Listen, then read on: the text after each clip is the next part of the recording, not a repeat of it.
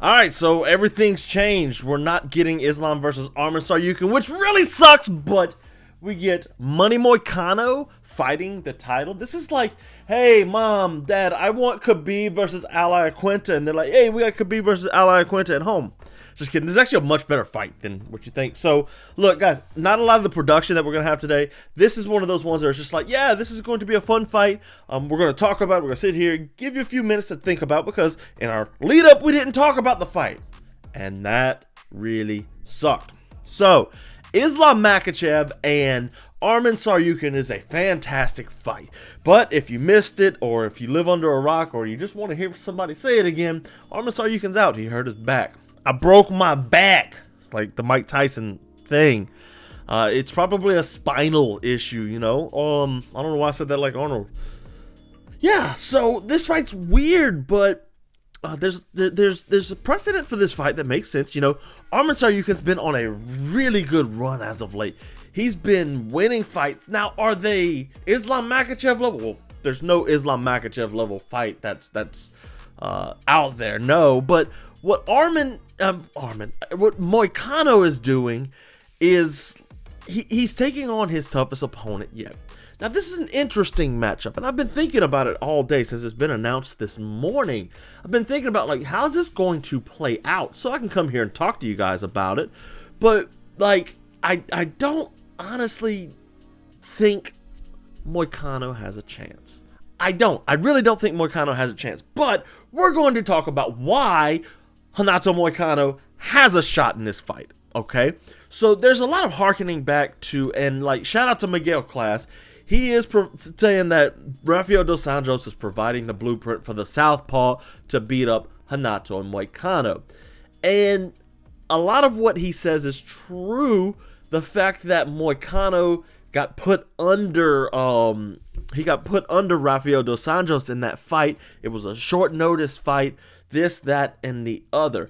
My only issue with that, Miguel, and I love you a lot. Go sub to his YouTube channel, guys, because Miguel's great. But my only issue with that was Renato Moicano was coming off of the couch in that fight, if I remember correctly, okay? This one, he was specifically training for a grappling heavy with heavy-hitting southpaw. The same thing Islam Makhachev is. Only difference is Islam Makhachev is not on a 2-fight losing streak with 2 first-round knockouts like Beneil Dariush is. But this fight, I really think, is going to play a big difference. We've seen Moicano fight a bunch of southpaws in the past, right? He's fought in Rafael dos Anjos, he's fought Drew Dober recently, and most recently, he fought Benoit Saint-Denis, and that's going to come into play in a second here. He's training for Beneil Dariush, another southpaw that likes to throw the open side body kick, just like Benoit Saint-Denis and Islam Makhachev do. So this could be a really big difference in this fight. The fact that he's not coming off the couch like he did against Rafael dos Anjos 2 weeks notice. He's specifically training for a southpaw that can grapple, throws the open side body kick, and is really strong. He doesn't have as big of a shot in this fight. Sure. He was probably going to win the Dariush fight. Sure.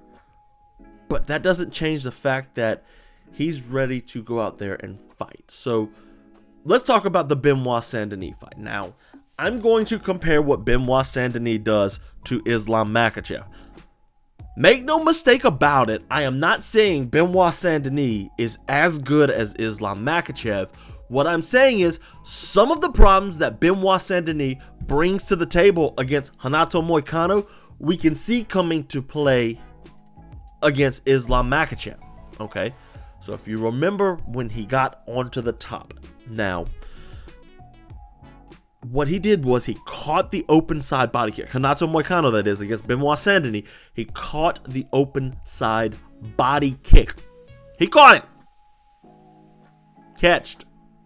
Caught it. So, caught it. He threw it to the side.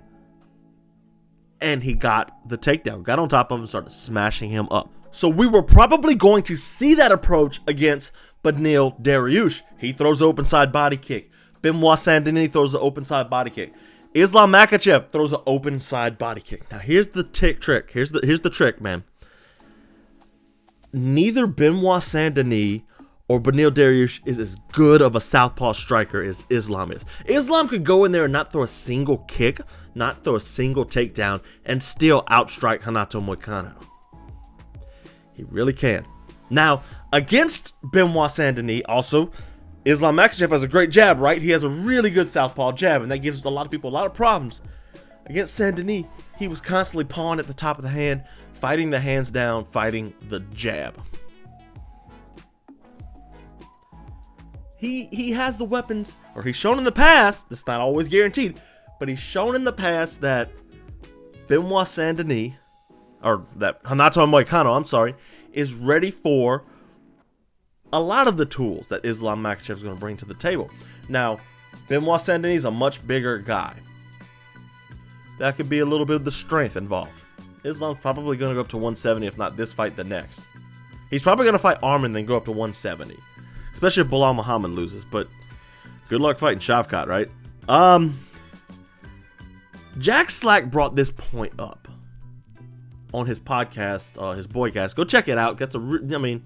Jack Slack is the golden standard, but I never thought about this, but after all of his years of fighting or training with Khabib Nurmagomedov, I bet you Islam Makhachev is incredible off of his back, and he doesn't get put there often.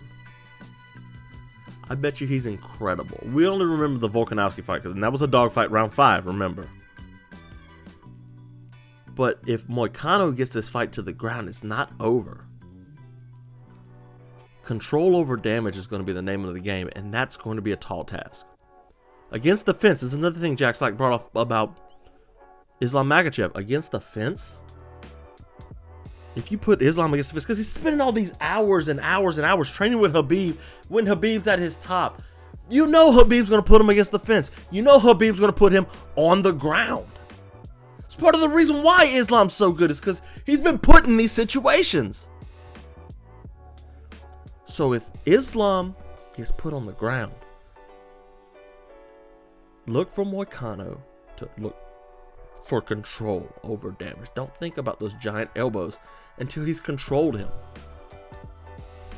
So, yeah, that's what I think about going in this fight.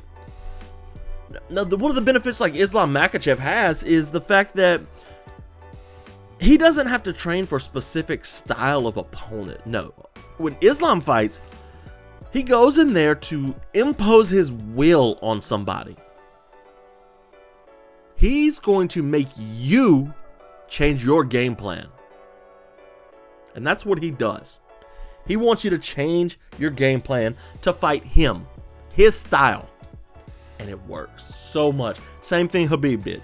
You can either game plan around your opponent like, Conor McGregor and GSP and all the other guys do, or you can implement your own game plan. Islam Makhachev, Khabib Nurmagomedov, Max Holloway, all these fighters do that. John Jones, he's going to adjust his game plan to what he thinks can work best for him.